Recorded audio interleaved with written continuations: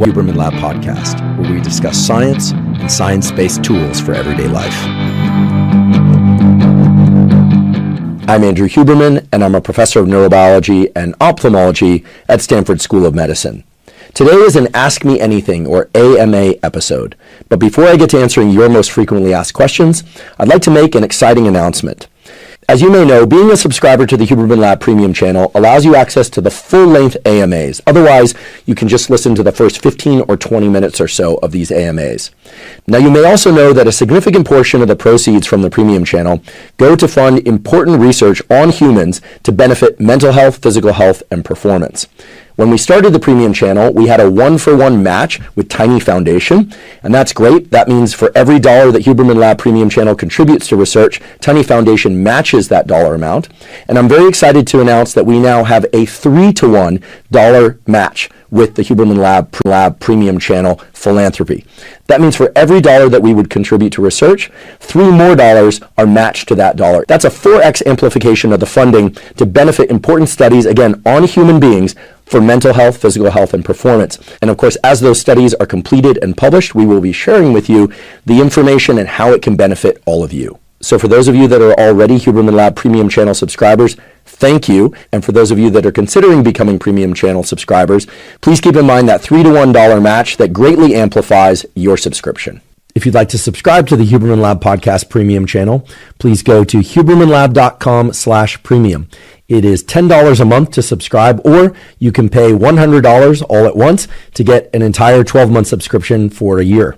We also have a lifetime subscription model that is a one-time payment. And again, you can find that option at hubermanlab.com/premium. For those of you that are already subscribers to the Premium channel, please go to hubermanlab.com/premium and download the Premium subscription feed. And for those of you that are not Huberman Lab Podcast Premium subscribers, you can still hear the first 20 minutes of today's episode and determine whether or not becoming a Premium subscriber is for you. So without further ado, let's get to answering your questions. The first question is about scheduling fitness. That is, how to ensure that you get sufficient number of resistance training and cardiovascular workouts per week in order to best benefit your immediate and long-term health. Now, I did an episode of the Huberman Lab podcast all about what I call a foundational fitness protocol. The foundational fitness protocol is the one that I've followed more or less for the last 30 plus years, and it certainly is not the only protocol that works out there, but it's a schedule that most people can adhere to over time, and that checks off the boxes for what the current research tells us we need in order to maximize our cardiovascular health, to maximize our neuromuscular health, and to do so with a minimal time commitment. Now, I've already put together, and I provide a link in the show note captions for the foundational fitness protocol in the form of a PDF, which spells out which workouts are done on which days, what the various workouts look like, including sets and reps, what options you have in terms of cardiovascular exercise. I personally like to run, but you could also use a rower, you can use a stationary bike. There's a lot of optionality inside of the foundational fitness protocol. And by the way, the foundational fitness protocol is available to all of you, completely zero cost. You don't even need to sign up for our Neural Network newsletter, although you can if you like. And again, you can find that by following a link in the show note captions, or simply going to hubermanlab.com, going to the menu tab, scrolling down to newsletter, and then you can scroll down to the foundational fitness protocol. You can view it online, print it out. Again, doesn't cost anything, and there's no barrier to entry, meaning you don't need to do anything to access it. You can just look at it or download it or print it, whatever you like. The basic structure of the foundational fitness protocol is 3 resistance training sessions per week and 3 cardiovascular training sessions per week, and then 1 complete rest day. Now, that might sound like a lot to some of you, but in fact, none of the workouts is particularly long. I think the longest workout in that entire foundational fitness protocol is about 60 minutes, maybe 75 minutes if you're moving slowly through the gym because somebody else is in the way, or because you're, checking your phone a little too often, as we all sometimes do, that sort of thing. But the basic structure is as follows. For me, the foundational fitness protocol starts as day 1 on Monday, but you could start it as day 1 on any day of the week, frankly. So day 1 for me is to train legs. So that's quadriceps, hamstrings, and calves, and tibialis work, the front of the shin. For those of you that don't know, I'm a big fan of doing tibialis work. Then the next day is a complete day off, during which you could do, if you wanted, something like deliberate heat or deliberate cold exposure or both, but you don't have to. It's just nice to have a complete day off after training legs, because if you train legs properly, oftentimes it can be a bit tiring, and the next day you're recovering. Then the following day is either a cardiovascular training session of about 20 to 30 minutes of, say, a jog at a slightly more rapid clip than one would consider zone 2 cardio. Zone 2 cardio is where you can carry out a conversation, so a little bit faster than that. Or if you're not feeling like your legs are recovered enough to do that, you could do the resistance training work on that day. The resistance training work that falls in the middle of the week is, believe it or not, torso. I know that for some of you that are into more kind of bodybuilding type routines, training your entire torso on one day might seem like a lot, but really that day just involves some pushing, so some overhead shoulder press type workouts or dips, maybe some bench presses if that's your thing, as well as some pulling, so some rows and some pull-ups or chin-ups, things of that sort. Again, all tailored to you so that you're not doing anything that aggravates any pre-existing injuries, and you're not going to do anything that's going to induce injuries. Okay, so there's some pushing and pulling, maybe a little bit of neck work if you need some additional neck strength, that sort of thing. So with legs on Monday, rest on Tuesday, that falls either on Wednesday or Thursday, depending on how recovered your legs were. Then the next day, which for me typically falls on a Friday, is a high-intensity interval training session, although really it's just about VO2 max. It's about getting maximum heart rate where you're breathing really, really hard, and that's a very short workout. The total duration of that workout is anywhere from 8 to 15 minutes total. So for me, it involves getting on an Airdyne bike. Those are those bikes with some resistance because there's a fan, although you could do this on a rower. Basically anything where you can exert yourself to get your heart rate way, way up and breathe very, very hard, where you're not going to injure your musculoskeletal system. You're not going to do any soft tissue damage. So you need to figure out what that is for you. Again, the PDF explains how to select that. For me, it typically means getting on the Airdyne bike and pedaling very hard for about 20 seconds, then resting 10 seconds, 20 seconds hard, 10 seconds rest, 20 seconds hard, for a total of about 8 cycles, by the end of which I'm breathing extremely hard, my heart rate is way, way up, and then I'll just shower and head about my day. And then the following day, which typically for me falls on a Saturday, although again, we're going to talk about flexibility and how to build flexibility into the schedule. The Saturday workout is typically things like biceps, triceps, some calves, maybe a bit more neck work, and some abdominal work, So basically small body parts that can recover pretty quickly. And that workout typically takes only about 45 to 50 minutes, maybe 60 minutes maximum. And then the following day, which is of course Sunday, is a day in which I try and get outside and move as much as possible. So I'll typically do the longer Sunday cardio workout as either a ruck, so a backpack with a weight in it. By the way, if you don't own a rucksack, you can just put a gallon water jug in there full, and then drink it as you go. It'll lighten as you go. Or you could get a weight vest if you have the resources to do that. There's some great weight vests out there, of varying weight. You can throw a kid on your shoulders if you got a kid that wants to be carried on your shoulders. You can do it alone, listening to an audiobook, listening to music, or in total silence. I've done all these various versions, by the way. You can do it with family members or with friends. I'll sometimes do this with my significant other. One of the great things about this long Sunday workout is that it's extremely flexible in terms of how social you are, or whether or not you do it in isolation, whether or not you do it on concrete or on dirt. It's very versatile.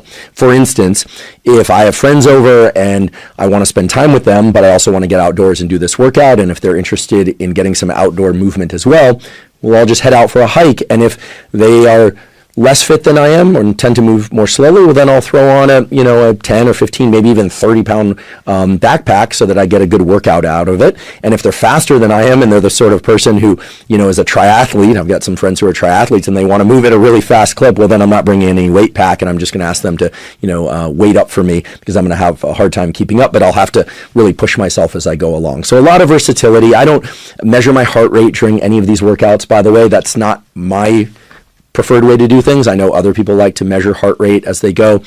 I find it's just really nice to get out once a week, if possible, out of doors, and just move my body as much as possible so that I head into the week knowing that I got some really terrific outdoor time in nature while benefiting my cardiovascular system, and often while socializing with important people in my life as well. Okay, so that's the summary of the foundational fitness protocol. And one thing that I really like about it is that the total time commitment is actually not that great. If you step back from it, you realize there's a brief 12-minute workout, there's an hour-long weight training workout, there's a long hike, sure, but then there's a 20-minute jog. It's really not that much time when you consider the overall benefits to one's health. Now, one very important feature of the foundational fitness protocol is to build some flexibility into it. The way I described it up until now was, okay, Monday legs, Tuesday rest, Wednesday cardio, Thursday torso, Friday high-intensity interval training VO2 max, Saturday small body parts, biceps, triceps, calves, etc. Sunday, long, slow distance cardio. But in reality, sometimes I have to travel on a Monday, so I don't have the option to train legs that day. In which case, what I will do is either slide that workout to Sunday, meaning I'm doing both long, slow distance cardio and the leg workout, or I'll slide it to Tuesday, which is typically a rest day. However, sometimes I'm traveling on a Monday. I don't have access to a gym to train my legs properly. So what do? Do I skip leg day? No, I don't skip leg day typically, unless I'm sick or I'm extremely sleep deprived or there's some other major stress in my life. What I'll typically do is I will plan for it by training my legs on Sunday. Or if I don't have access to a place where I can train my legs properly on Sunday, I'll just shift it to Tuesday. Okay, now the question always becomes, if I were to move that leg workout to Sunday, just by way of necessity, because I'm traveling on a Monday, do I also do the long, slow distance work that I typically do on Sunday? And the answer is yes, if I'm well rested. So if I'm well rested and well fed, I'm not feeling like I'm fighting off any kind of illness, and I have the time, what I'll do is I'll train my legs in the gym on Sunday, and then I'll head out for, an hour-long walk in the neighborhood or something like that. So I'm probably not training my legs hard and then going hiking hard all day, although I've done that before, but then I'm sure to rest completely the next day, which is Monday. Now, what if I move the leg workout to Tuesday? Do then I take Wednesday off completely? Well, for me, the way I train legs is typically with a lot of intensity. So if I'm going to train legs, typically the next day will be a complete day off no matter what. But that's not always the case. I think as long as you're not moving your workouts around constantly, it's perfectly fine to train your legs really hard on a Tuesday because you have to, because you couldn't train them on Monday. And then on Wednesday, rather than go out for a jog, I might train torso and I might back off on the intensity a little bit.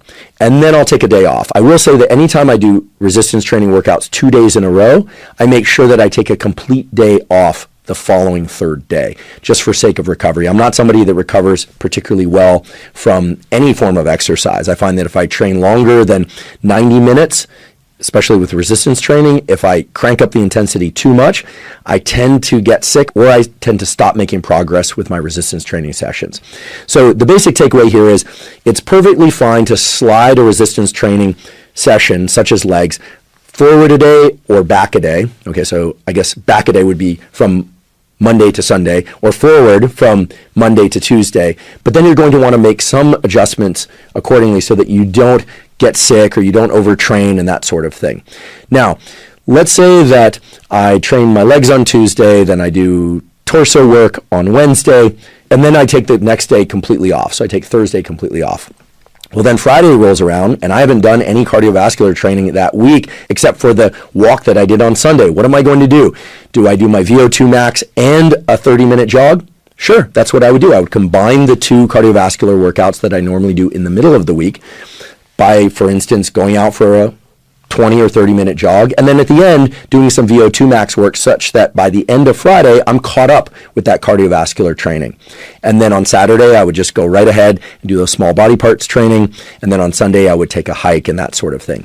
So basically what I'm saying is that foundational fitness protocol provides a scaffold of ideal, what you would do if you had a completely non-negotiable mindset where you said, okay, Monday's always legs, Wednesday is always this, Thursday is always that. So basically what I'm describing is trying to achieve optimal, right? Training certain things on certain days, doing certain things in certain ways. That wasn't meant to rhyme, by the way. But the reality is we all have travel. We all get run down. We all have lack of sleep at times. We have stressful episodes in life. So for me, the best solution to that is to basically allow any one workout, either resistance training or cardiovascular workout, to slide back or forward by 1 day, which means sometimes doubling up on workouts for a given day to make sure that I check off those boxes of getting 3 resistance training sessions per week and 3 cardiovascular training sessions per week. Again, for the cardiovascular training sessions, it's a long, slow distance, it's a moderate 20 or 30 minute cardiovascular training session, and then it's that shorter VO2 max cardiovascular training session, and sometimes doubling those up on the same day so that I make sure that by the end of the week, I've achieved what I want to achieve, which is I've trained my legs, I've trained my torso, I've trained my arms, any small body parts that need additional work for balance or stabilization or aesthetic reasons, you get that in, but also that you get the base of the long, slow distance endurance, you get the slightly more intense or rather faster cardiovascular training session, and then you get your heart rate up at least once per week, doing that high intensity interval training. Now, as I describe all this, I realized that I might be taking what a few minutes ago was fairly simple in design and making it more complex. Why? Well, some people feel that as soon as you introduce flexibility into a schedule, you remove, of course, the non-negotiable aspect of it, and then people get really confused. Are they overtraining? Are they undertraining? Is it okay, for instance, if you can't train Monday, Tuesday, Wednesday, to then just train Thursday, Friday, Saturday, Sunday? I think everybody is an individual. Everybody needs to modify their schedule according to the demands on their life and their particular fitness needs. But I will say this. I've found, having tried many different fitness schedules, many different combinations of resistance training and cardiovascular training, that the best solution is to find what you can do on a consistent basis and to try and do that as many days and weeks of the year as possible, with the understanding that sometimes you're simply not going to be able to meet that schedule, which is why you allow for this sliding back and forward of individual workouts, doubling up occasionally 2 workouts per day in order to stay on schedule. But, and this is very important, also allowing yourself to sometimes just skip a training day. Yes, I said it, to sometimes just skip a training day. You're feeling a little run down, it's late in the day, you don't want to drink caffeine to train because then it's going to throw off your sleep. Well, I'm the first person to say, skip torso training day, and then maybe on small body parts day, which for me falls on Saturday, instead of just doing biceps, triceps with some isolation exercises, make sure you do a few chins, pull-ups, dips, and things like that to make sure that you hit those torso muscles as well. Skipping a workout every once in a while is not going to crater your entire fitness program. It's simply not. That said, for sake of physical health and for sake of just feeling good about your commitment and follow through to your fitness regimen, you should try on average to make somewhere between 85 and 95% of your workouts. And if you schedule things well, and in particular, if you leave your phone out of the gym, if you're able to do that, I know sometimes we need the phone to communicate with people or the potential to communicate with people if people need to get a hold of us. But if you can leave your phone outside of the gym, you'll be amazed at how quickly you move through these workouts. Likewise with your cardiovascular training sessions. Now, one important feature of flexibility that I haven't talked about yet is flexibility within a day. So for me, just personally, again, this is my personal preference. This is by no means dogma. I prefer to get my workouts done first thing in the morning. So I like to get up, hydrate, get some electrolytes in my system, get some caffeine in my system if I'm going to work out. That's right, I said it. I do believe if you experience a crash in energy in the afternoon, delaying your caffeine by about 90 minutes or so after waking can be very beneficial. I know there's some controversy around that, but almost everybody that tries it finds that that's the case. Again, no obligation to do that. It's just a suggestion to, perhaps experiment with if you have an afternoon crash. But for me, and I think for most people, if you're going to work out first thing in the morning and you like caffeine before a workout, drink caffeine first thing in the morning. That's certainly what I do if I'm going to work out that day. I like to have my workouts done before 9 a.m. and ideally before 8:30 a.m. so that I can move into my work day. However, there are days where that simply doesn't happen. And then the question is it okay to move a workout from its typical time, like for me, 7:30 a.m. or so, to the afternoon? And the answer is yes. There's simply no reason why that's not okay. It's not going to cause a significant diminishment in performance. If anything, the data point to the fact that for sake of physical performance and output, workouts in the afternoon are probably more beneficial. I don't know about that result. I mean, that's certainly what the data say. I know for me, I'm most alert and have the most amount of energy first thing in the morning, and so that's when my workouts tend to be best. But if I can't make a workout in the morning, I'll sometimes do it in the afternoon around 2 or 3 p.m., making sure, however, that I don't consume so much caffeine before that workout that it's going to disrupt my sleep. Now, there's another feature of training, which is like sunlight, like meals, like socialization, physical exercise provides an entrainment mechanism, that is a predictive mechanism for your so-called autonomic nervous system that makes it such that at a given hour of the day that you normally train, so for me around 7:30 a.m. or so, you'll notice that there's going to be a peak in physical and mental energy. That's right, if you work out at a given time pretty consistently, your autonomic nervous system will start to anticipate that timing and you'll start to feel an increase in energy around that time. That is not an imagined thing, it's a real thing. It's a short-term entrainment, as we call it. This is something that I'll probably visit in a future full-length episode of the Huberman Lab podcast. But what you'll notice is that around the time that you normally train or run or whatever you want to call it, you start to feel an increase in energy. And you can leverage that by going ahead and training. But if you don't have the opportunity to train, then I do think it's a good idea to still get that training session in at a later time during the day if you have the opportunity. Otherwise, you may have to slide it to the day before or the day after, as we talked about a few minutes ago, or you may have to skip entirely. The point here is that it's always going to be best to complete the workout if you can complete the workout safely and without disrupting your nighttime sleep. I think that's really the biggest takeaway. I personally am not going to compromise sleep and my overall health in order to get workouts in. Every once in a while, I'll force myself to wake up especially early, meaning I'll cash out a couple hours of sleep that I would normally get. So I'll normally get up around, 6 a.m. or 6:30, kind of depends on when I went to sleep. But sometimes I'll give up 2 hours of sleep to get a workout in the morning if I'm going to fly that day. I will sometimes do that. However, if I'm very fatigued, if I've been exposed to colds and flus, I'm feeling kind of run down, then I won't do that. I'll prioritize sleep. Most of the time I prioritize sleep, but there are those occasions in which I'll prioritize the workout. Each and all of us have those options, and my suggestion is to really look at things on a case-by-case, meaning you as an individual, and on a daily basis, taking into account what happened the day before, how stressed you are, how much sleep you're getting, how much exposure to colds and flus, and to pay attention to how hard you've been training recently. If you're on a family vacation and you want more time with family, are you really going to compromise time with family in order to get your workouts in? I think that would be probably a bad idea, if I'm honest. I think you want to prioritize social life. That's super important. But then, of course, you don't want to prioritize social life to the detriment of your physical health. So it's all a bit of give and take. And what I've tried to describe here is, again, a recap of the foundational fitness protocol. The places where there's some flexibility, you can move workouts back a day or forward a day if you like. You could double up if you like, especially if you're getting great rest and you're well fed, etc.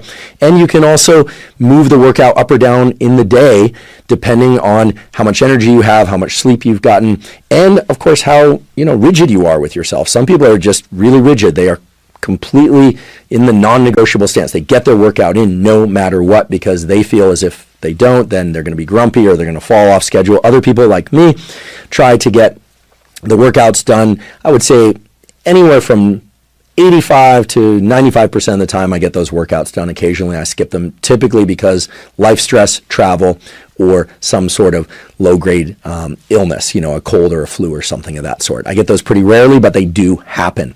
So that's really how I answer this question of how to build flexibility into one's fitness schedule. I should also mention that I'm a big believer in periodization. So I will do 4-month blocks of training heavier with the weights. So that's in the 3 to 5 repetition range. Then another 3 to 4 month block will follow where I'm training slightly less heavy. So I'll typically be using anywhere from 5 to 8 repetition range. And then for the next 4-month block, I'll be using somewhere between 8 and 15 repetition range. Every once in a while, I'll mix it up so that, if I've been training heavy a lot, I might do a lighter workout, or if I've been training lighter, I might do a heavy workout. Again, not super rigid. I personally find that by being strict and rigid about the scheduling, about the reps and the sets, etc., for most of the time, meaning about 85 to 95% of workouts and across the year, that things just work out great. You'll make constant progress without having to drive yourself and everybody else crazy with extreme rigidity and compulsivity around training. And then, of course, you can enjoy those days off. You can enjoy the flexibility in your schedule because, yes, physical fitness is wonderful, but unless you're an athlete, especially a professional athlete, really, physical fitness is about being able to lean into other aspects of life with more vigor. At least that's what it's about for me, and I think that's what it's about for most people. Thank you for joining for the beginning of this Ask Me Anything episode. To hear the full episode and to hear future episodes of these Ask Me Anything sessions, plus to receive transcripts of them and transcripts of the Huberman Lab podcast standard channel and premium tools not released anywhere else, please go to hubermanlab.com/premium. Just to remind you why we launched the Huberman Lab podcast premium channel, it's really twofold. First of all, it's to raise support for the standard Huberman Lab podcast channel, which of course will still be continued to be released every Monday in full length. We are not going to change the format or anything about the standard Huberman Lab podcast. And to fund research, in particular research done on human beings, so not animal models, but on human beings, which I think we all agree is the species that we are most interested in. And we are going to specifically fund research that is aimed toward developing further protocols for mental health, physical health, and performance. And those protocols will be distributed through all channels, not just the premium channel, but through all channels, Huberman Lab Podcast and other media channels. So the idea here is to give you information to your burning questions in depth and allow you the opportunity to support the kind of research that provides those kinds of answers in the first place. If you'd like to sign up for the Huberman Lab Premium channel, Again, there's a cost of $10 per month, or you can pay $100 up front for the entire year. That will give you access to all the AMAs. You can ask questions and get answers to your questions, and you'll, of course, get answers to all the questions that other people ask as well. There will also be some premium content, such as transcripts of the AMAs and various transcripts and protocols of Huberman Lab podcast episodes not found elsewhere. And again, you'll be supporting research for mental health, physical health, and performance. You can sign up for the premium channel by going to hubermanlab.com/premium. Again, that's hubermanlab.com/premium. And as always, thank you for your interest in science.